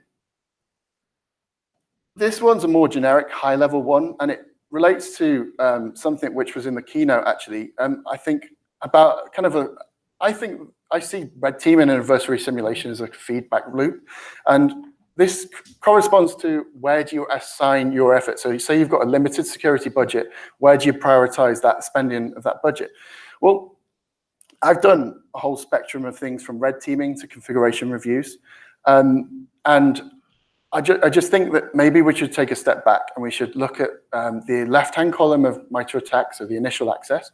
We should look at things like MITRE pre-attack, look at how real attackers are getting in, and then prioritize those areas. One way of potentially doing this is performing a red team exercise. And these sorts of things will drop out. Maybe it will help us prioritize this. I don't think, any good red team provider will give you a timeline of where the consultants have been, even the dead paths. So the paths which didn't lead them to the crown jewels, but maybe they spotted something along the way which stood out to them as something, legacy system, something which you maybe want to investigate. So I don't think there's a single red team exercise that I've conducted where these sorts of things haven't dropped out. So maybe we should start with this and have it as a feedback loop. So John Lambert described using pen test report output or red team report output as an input to a security department. So I think that's something important we should think about when it comes to prioritization. Securing the boundary, for example, is probably more important than configuration review of like a really nested system within your organization. Now, as I say, this is what I really want to talk about today. This is command and control has been a passion of mine a little bit doing the red team because I've learned the hard way. I've spent a long time composing really cool campaigns which have just not worked because the traffic's just not got out of some of the targets. So the way I see it is, and as you've probably been seeing, that I've tried to call out specific MITRE ATT&CK things for your bingo. Obviously, actually, this was before that. But this is the timeline of how I've seen what I've needed to do to get command and control to work in some mature targets. So initially, it was probably direct TCP. I probably didn't, I probably arrived after that. But so most mature targets don't allow direct connectivity to the internet from their networks. Or they've got it really tight if they do.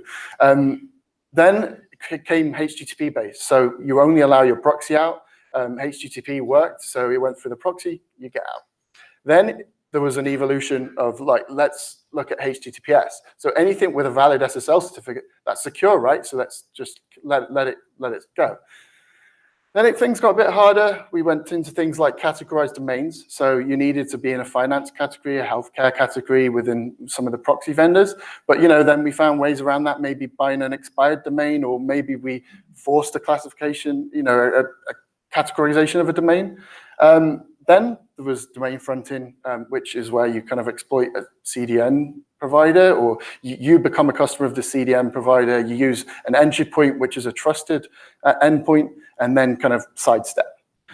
Nowadays, this is kind of where we've got to. And I like the term C3, which I think MWR coined, which is where you start using third-party services. Some of this is fairly interesting. I think there's been real-world attacks. If you go into MITRE ATT&CK and you look at some of the command and control techniques, there's people using GitHub, Twitter, that kind of thing for C2, because you're bouncing through a trusted server. Some are more useful than others. For potentially most of the targets I work with, social media is probably blocked, but GitHub probably isn't if they're doing a development role. So something to think about. But this is what I really want to talk about, which is DNS over HTTPS. So DNS over HTTPS is a security initiative which has some big buy-in, basically. So there's three big players in this game, as far as I can see it, which is Cloudflare, Google, and Mozilla. The aim of DNS over HTTPS is to increase user privacy, which is a good thing. Maybe not for enterprise, as we'll come on to, but also improve the security of DNS, which is inherently weak because of man-in-the-middle, people being able to snoop on it, as it goes along the data path. So these are some quotes from Cloudflare, and I think it's quite interesting. The second one, where they say, if you're visiting cloudflare.com, anyone on the network knows you're visiting cloudflare.com, so we need to fix this. This is really interesting. This really when I first started seeing these services coming about, this really picked up my ears for a red teaming perspective, because I'm thinking, how do I do C2? This is really interesting. So again, Mozilla have started thinking about this, so that their big people on board with this, and they've pushed out these cartoons and stuff to help the end users understand what they're trying to achieve. So as of Firefox 62, which came out, I think, in May this year, they enabled this feature. So it's not enabled by default, but it's there, it's present within the browser, where they wanted to trial using DNS over HTTPS as a resolver. So you can go in and enable this. If you want to do that, here's like what they say to, you do to configure it.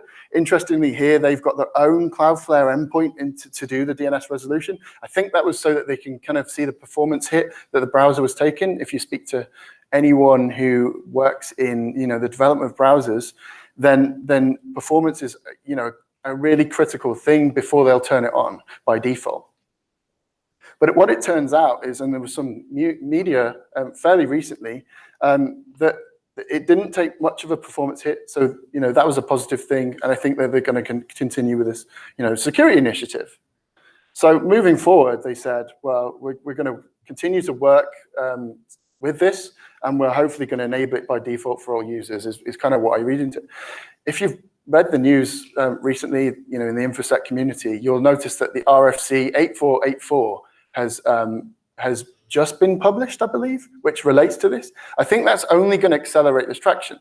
So coming back to me as a red teamer, like, what does this say to me?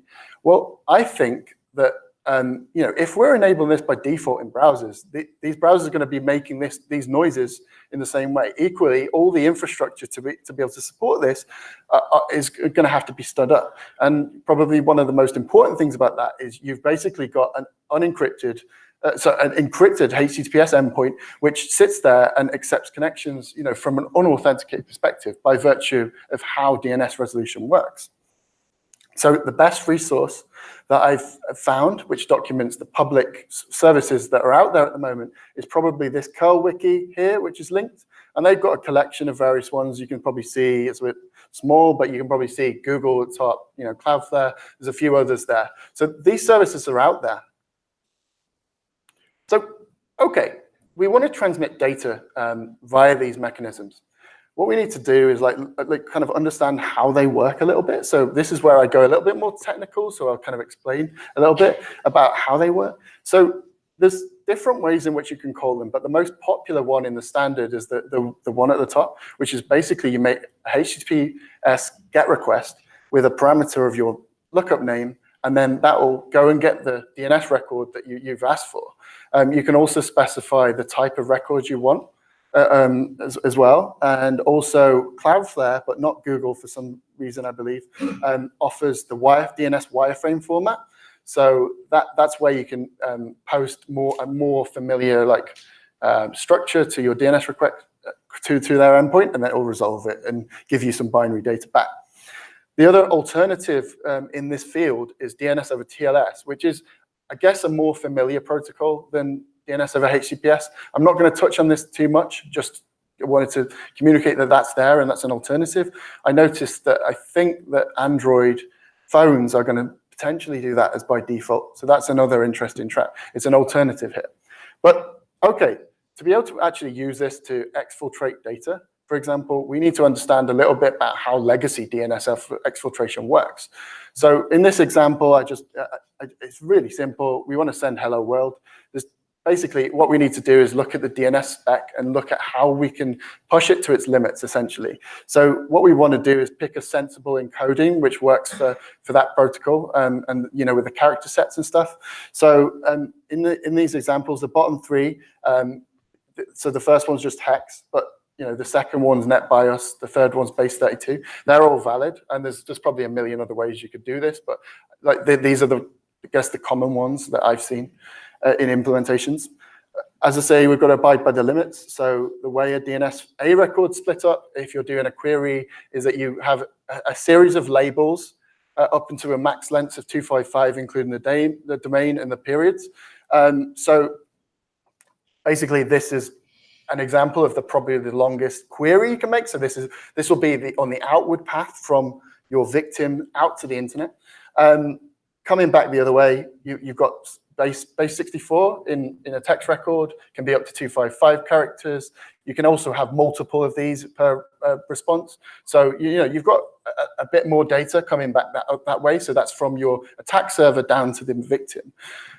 So this has already been done loads of times, and there's obviously MITRE attack, exfiltration alternate protocol. I think this fits into. If you're interested in DNS-based comms, then the first resource there, the Skull Security Wiki, is probably the best place to look, because they really go into the protocol and push it to its limits, and they make some design decisions and things about how they implemented DNSCAT. So that's something to look at. But there's also these other things. But what I really wanted to do as a red teamer is I wanted to implement this for the common adversary simulation framework, Cobalt Strike. I wanted to. I've been wanting to. This has been on my mind for a while, but I've wanted to actually go and implement it, because I think we kind of need to, from a defensive angle. I want to share this with the community, and I want people to kind of be conscious that this could happen.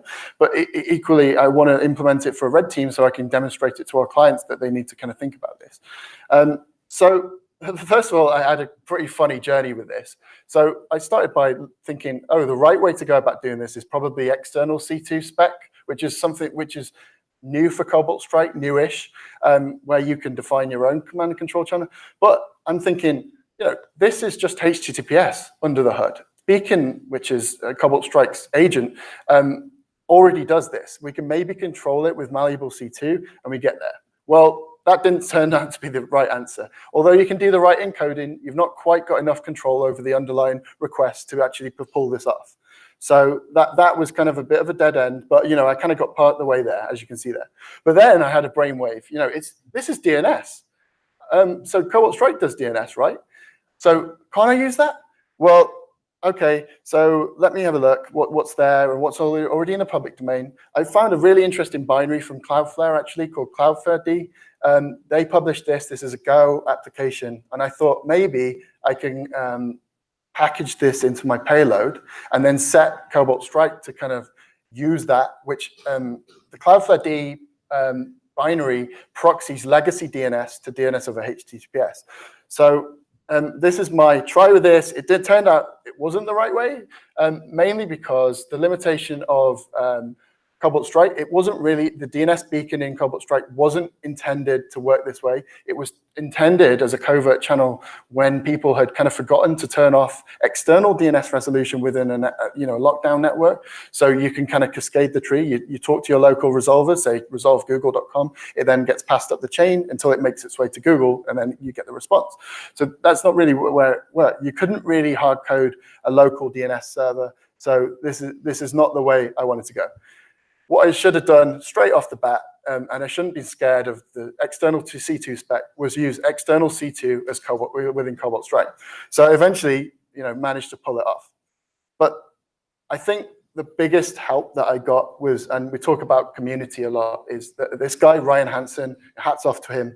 He made a really awesome open source project called the External C2 Framework for Cobalt Strike. And this is his implementation in .NET of how you might implement some different channels. So I used that heavily. There was also some other projects as well, which I used. So like just a random DNS server in Python. Also, I mentioned that MWR had coined the term C3.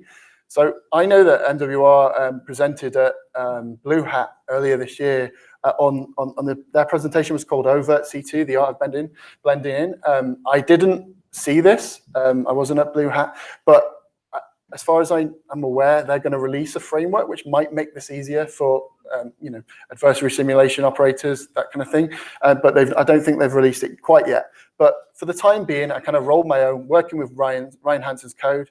So this is kind of what this will look like.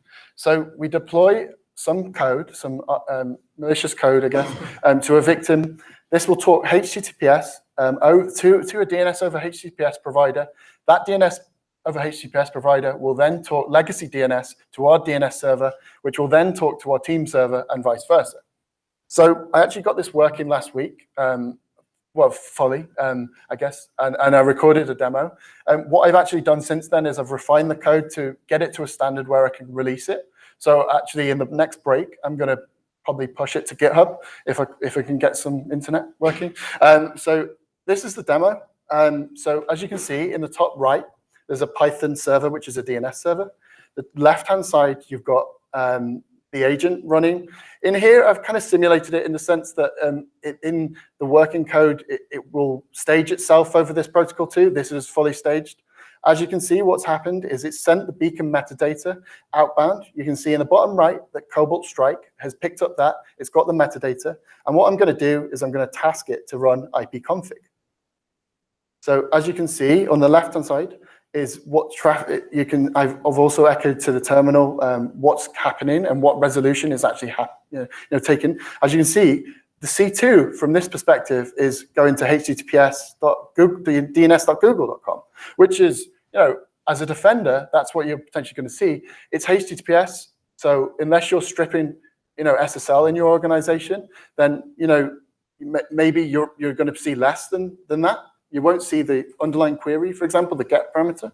As you can see here, what it's doing on the right, it takes a bit of time, and I've introduced an artificial delay here as well, that it's chunking the data. So as I say, it's pushing the limits of the DNS protocol. As you see at the bottom, the ipconfig's just appeared. So after 16 record lookups, it eventually got the whole of ipconfig. So it's relatively slow, but as I say, when I've streamlined the code, when I've streamlined the code, I've made this a bit more efficient. You could probably multi-thread it. And as far as I've seen, I've not seen any bottlenecks from the DOH providers, for example. So that's pretty interesting. So I'm going to have to speed up because I'm kind of running out of time. But this was a BERT capture of the results. All I wanted to show is if you actually do strip SSL, then there's maybe some IOCs here of this kind of technique, which you might want to look into. So I'm going to skip through this because I want to get through this. So that's not all, though. Can anyone tell me the significance of this slide? So this is some NS lookup output for 2 DNS records. Can you see what the significance of the IP address field is? So it's the same for both lookups. So for google.com, it's the same for dns.google.com. What that means, and I talk in Apache virtual host terms, this means that a virtual host exists on that IP address, which means that entry point, the IPv4 address, is at the same entry point for 2 underlying hosts. So what this means for me is that this is domain frontable. So we talked about domain fronting. This has been done before. So Google had App Engine, for example, where you could host code on Google, infrastructure, and they had the same entry point for that as their search engine. But the interesting thing about this technique is that you don't need to run code on Google infrastructure. You're basically using one of their services as it's intended to be used. So you're saying, I want to resolve this domain. Can you go and do that for me? And they're like, yeah, cool. So this curl command shows me making an SSL connection to google.com. And then once that SSL tunnel is established, in the underlying HTTP packet, I'm setting the host header to dns.google.com, and then it's routing that onwards. So this technique, with a very trivial tweak to the code, which I'll release, you can also use domain fronting and DOH, which is something I'm interested in. So finally, I'm coming to the end and running out of time, but I just wanted to discuss some mitigations. So this is a really hard problem to solve, in my opinion. The only real way you can get at this is maybe stripping SSL and looking for some indicators. So I've put a few there. Maybe the content types might help. Obviously, for domain fronting, it's where the initial SSL tunnel, the host name there, doesn't tie up with the underlying host header. So, for example, when CloudFront domain fronting was a thing, you could maybe look for Cloud App or whatever under the underlying connection, if you're stripping SSL, that is. But if you're not stripping SSL, really all you're going to see is someone opening a connection to a Google endpoint or Cloudflare endpoint, etc. So that's interesting. Obviously, heuristic-based detections, we're talking probably relatively small amounts of data here, but maybe you can do something with pattern of life, etc. I've also mentioned, so my advice at the moment is, and it's pretty hard when it comes to Google because of the way they've architectured it, but maybe block access to the DOH endpoints if you're in your enterprise for the time being. Maybe you can roll your own, so you can host your own DOH server internally and maybe do this at the top of the chain to get the security benefits. But this is something, maybe attackers can hide on the wire with this technique. So that's pretty much all I've got time for. As I say, I'll be publishing the code later today under the Spider Labs GitHub. I also wanted to shout out to some other projects from some colleagues. So we've been, so Sheeple is a kind of, it's a user behavior simulation tool, which you can deploy to lab environments, which is super cool. Also, Social Map is a OSINT tool on steroids. These are all open source. A few other projects which are coming from Spider Labs in the kind of previous couple of months. But that's pretty much it from me. Have I got time for any questions? Unfortunately, we do not. Okay, so if you have any questions, then please come and reach me. I'm around for the next couple of days, or reach me on Twitter, DTM Security. Really appreciate a follow as well if you're interested in red team stuff. So. All right, please join me in thanking David.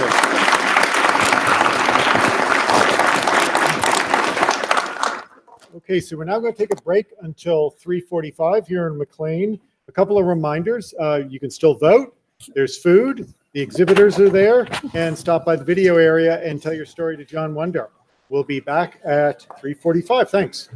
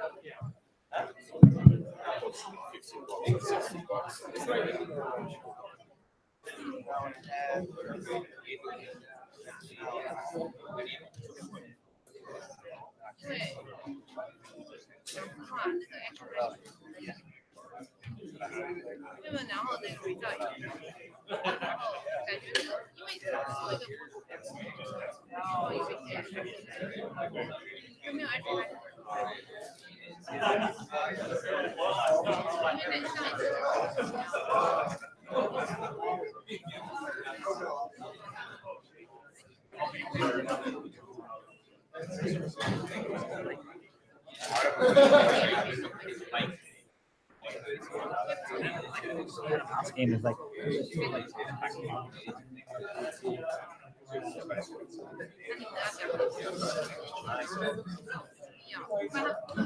a lot of like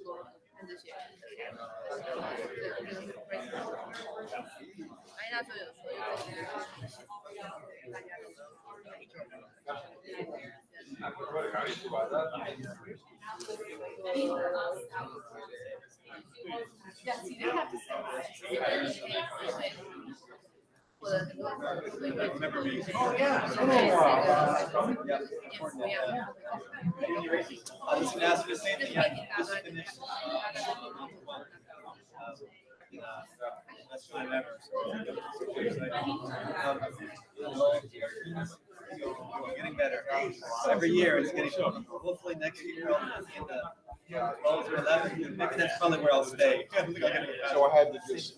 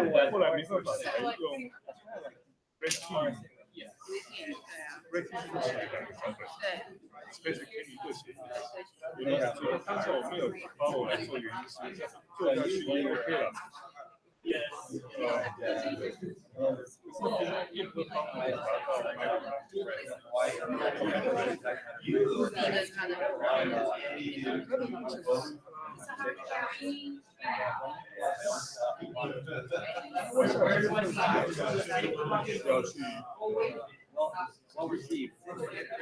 You're gonna like how to implement it. Yeah, no worries. 那是因为有 task force， 是因为那个我们就这个 task force 才摆才让那定我报牌。风向嘛也有这个。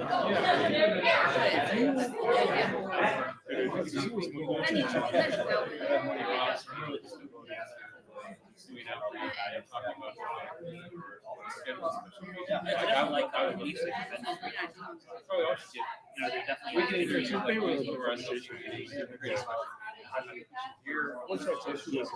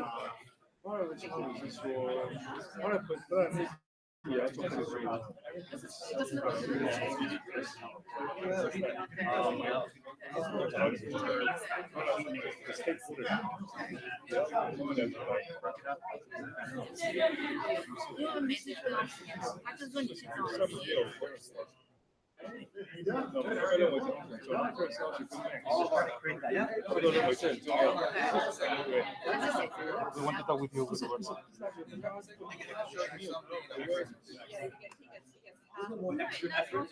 guys are kind of hemming and hawing a little bit. I'm like, we'll make it easier. I'm looking forward to doing I think more on the education side and this framework. 当时是有很多 debate 到底会现在 part of it is offensive slash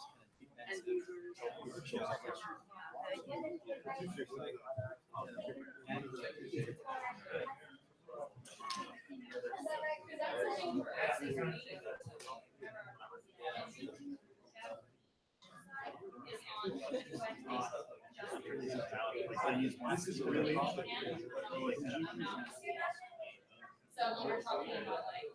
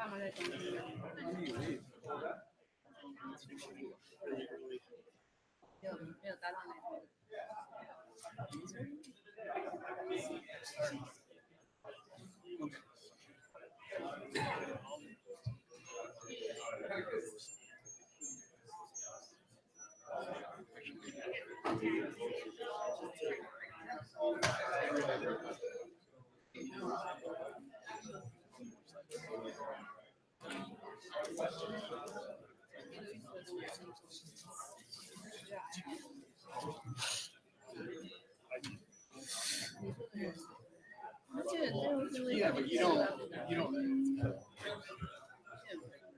Put it on your research.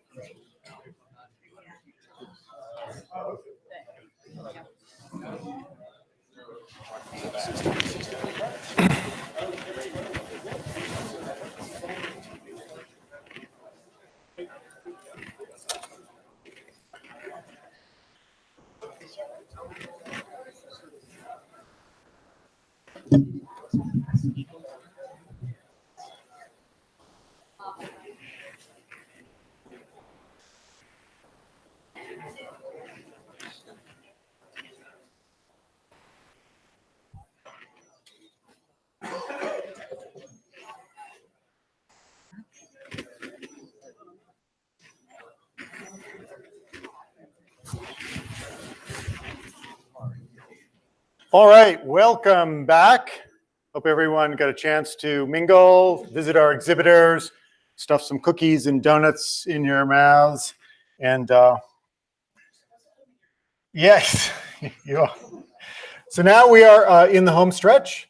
And so I'm really excited about this next group of talks. You know, one of the things that I've found really interesting is I've traveled really around the world talking to folks about attack, is the organizations from Malaysia to Munich that I've seen that are implementing attack in some way in their SOCs, in their certs, in their security apparatus. So in that global spirit, our next speakers, Olaf Hartong and Vincent van Megohm, join us from the Netherlands, where they work for Deloitte. Olaf specializes in building and operationalizing SOC teams through the use of SIEM or log management systems such as Splunk. He is also the author of several security-focused applications. And Vincent is passionate about offensive and operational security. He's a red team specialist with a focus on antivirus evasion techniques, and he's the creator of several open source security-related tools. Please welcome Olaf Hartong and Vincent van Megohm.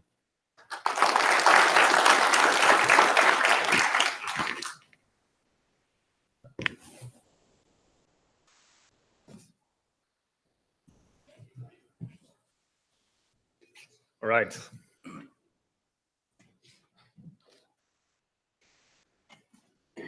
Yeah. So yeah, my name is Vincent. I am a red team operator in the Dutch Deloitte team. I am, well, more of a technical guy. I have a software engineering background. And I, just like Rich said, I specialize in, within the team, specialize in antivirus and anti-malware evasion techniques. Hi, good afternoon. My name is Olaf Hartong.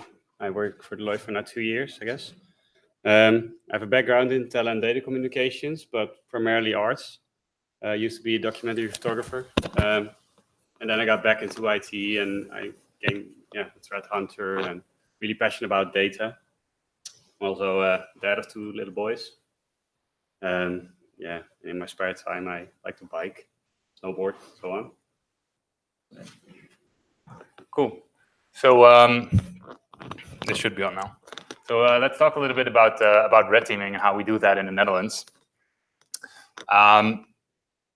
We think the definition of red teaming should be realistic adversarial simulation against an organization. And I think it's important to emphasize here that the word realistic, because it hasn't always been that way, right? Sorry. Because just like many of the other pen test firms out there, we started by conducting these red team tests by going to a client on site and plugging our laptops into their networks. And then the primary goal was pretty much becoming domain admin. And for a little bit more mature clients out there, we had some more realistic objectives, but that was pretty much about it. And what we see nowadays is that a far majority of all the operations that we conduct have a fully remote nature, where we have to fish into the organization to get a foothold on a network, and where the objectives of the red team are very clearly defined by an organization's most valuable assets. Also, many of the operations that we do are based on, or at least fed by, a very specific threat intelligence and OSINT to ensure that the threat actor that you're simulating with your red team is actually a realistic one and not something that the organization will probably never face or will not face in the near future. So in the Netherlands, we have an authority, it's called the Dutch Central Bank, and they came up with, like 2 years ago, with a framework that is called TIBER, which stands for Threat Intelligence-based red teaming. And this is a framework or a program that every financial institution in the Netherlands has to conduct at least once in 2 years. And the threat intelligence and the red teaming phases have to be conducted by a third-party supplier. And then the Dutch Central Bank is sort of supervising that program to ensure that everything is going across according to the framework definitions. And we do kind of similar things for the operations that we conduct. So we have a threat intelligence phase where we map out the threat actor threat actors that an organization faces, where we do very specific OSINT on the organization, where we also try to focus a lot on the social vulnerabilities of the organization. And then threat intelligence, the output phase is really to come up with 2 or 3 very specific scenarios on how to attack this organization, that the red team basically just has to implement those scenarios. And to give you an example of those scenarios, we did like a red team, I think a couple of months back, for a financial institution. And the threat intel guys at some point found these 2 employees that were switching jobs every 2 years. And they also noticed that those employees were their final, at the organization that have been already 2 years. And so they thought, okay, let's send these 2 employees a phishing mail from a recruiter and attack the organization that way. And we as a red team turned out to be very specific, very successful. And we were very successful in compromising the organization that way. So threat intelligence here is main goal is to come out with very specific scenarios that form an input for the red team. And then the red team basically conducts those scenarios, executes them, and then afterwards there is a blue team debrief typically, and also a remediation plan, and where typically some deviations happen depending on what the organization needs. And Olaf is going to talk about that in a few moments, and also how we use this, how we use attack to basically facilitate this process even better.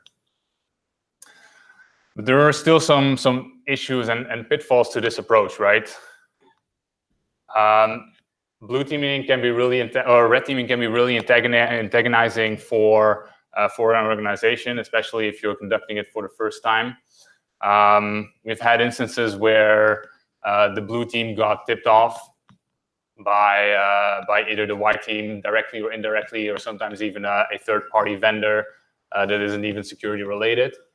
And then they start to suddenly hunt in an unrealistic fashion that basically defeats the purpose of your red team, because it's not really a realistic simulation anymore.